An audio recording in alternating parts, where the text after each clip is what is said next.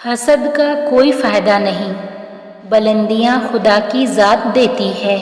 اپنے آپ سے سب سے مشکل لڑائی وہ ہوتی ہے جب آپ کے دل میں کچھ اور ہوتا ہے اور آپ کا دماغ رشتوں کا لحاظ کرتے ہوئے کچھ اور سوچ رہا ہوتا ہے، اور اکثر ہم اس لڑائی میں خود کو ہار جاتے ہیں۔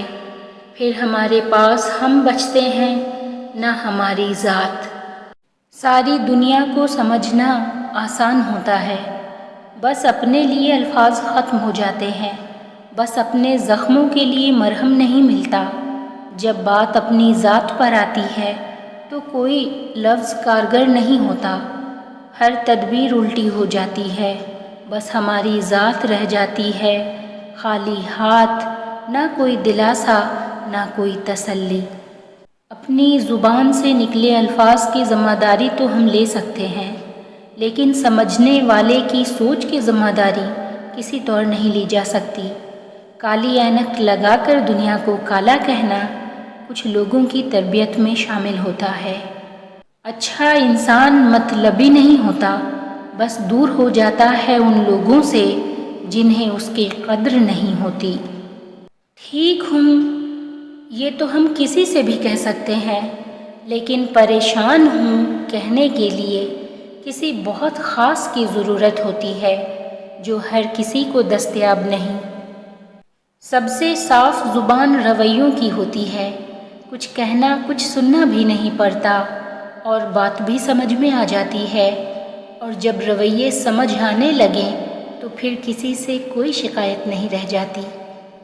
لوگ واقعی نہیں بھولتے آپ کے ماضی کو، انہیں واقعی فرق نہیں پڑتا کہ آپ اپنے حال میں کہاں کھڑے ہیں، خود کو کتنا بدل چکے ہیں۔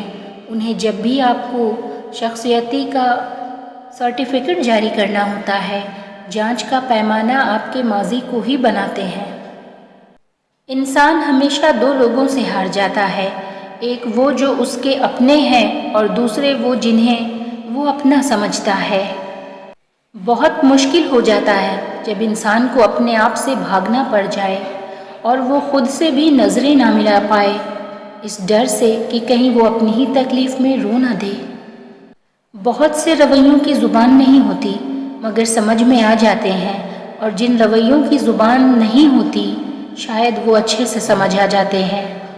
الفاظ چابی کی طرح ہوتے ہیں، اگر آپ انہیں صحیح طریقے سے منتخب کرتے ہیں تو وہ کسی بھی دل کو کھول سکتے ہیں اور کسی کا بھی منہ بند کر سکتے ہیں۔